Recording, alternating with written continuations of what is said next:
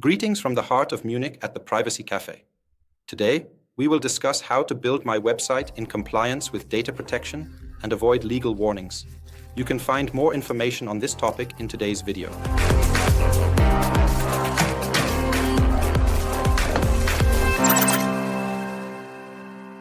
An overview of the legal framework conditions.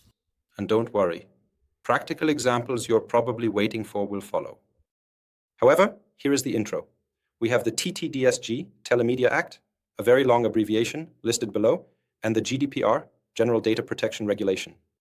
According to the TTDSG, if you wish to place cookies on a website, it is required to be essential for the website, or you must obtain the consent of the website visitors. If I process personal data beyond that, the GDPR applies, and it also mentions consent or necessity. She also indicates that if you possess legitimate interests, you are authorized to process the data. The combination of all these factors implies that I have the legal permission to gather aggregated data of website visitors without their consent, as long as I refrain from using cookies to track their activities on the site. And out there in the market, there are also a whole range of tracking providers that offer exactly that. Any kind of tracking beyond that necessitates prior consent from the visitor to the website in question. Now onto the practical examples, which you will probably find particularly interesting. There are 4 topics in dispute with the supervisory authorities and the affected individuals that you should pay special attention to. The yes-no choice.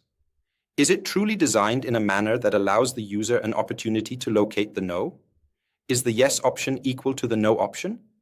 Or is it designed in a way that could be potentially misleading?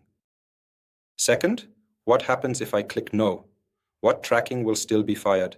Is it really necessary for the operation of the website? The supervisory authorities establish the standard, which companies consistently state is necessary, as well as what I require to sustain myself financially. Regulators say no, not to be considered more than necessary, consent is required. In the third place, once consent is given, it must be revocable. Therefore, you must also have the ability to change your decision. And the fourth topic, particularly relevant in practice, is to check your website to see if third-party code has been integrated. YouTube videos, maps, capture codes, whatever it is. A multitude of the elements possess the capability to load tracking codes, which might potentially necessitate the consent of the impacted individuals involved in the process. To commence with Laureate, Melameta was in attendance promptly. And as such, the 5 themes that are at the heart of the matter are intended for the purpose of designing and implementing their consent banner. Present a dichotomous decision-making option in the initial layer and grant the affected individual a bona fide opportunity to make a real choice in the matter at hand. This decision, once it is made, must be changeable again. That means link it in a way that the user can also revise his decision once it has been made. Anonymous tracking in aggregated form, without the use of cookies, is also feasible without obtaining the consent of the affected individuals. In the fourth place, tracking, whether pseudonymized or personalized, necessitates obtaining the prior consent of visitors to the website. And fifth, they have a special focus on the third-party codes they have integrated, whether they are scripts that somehow load tracking without them actually wanting that. What else has transpired?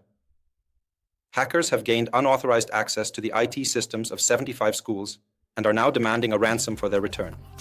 Link can be found in the description. Thank you for your attention.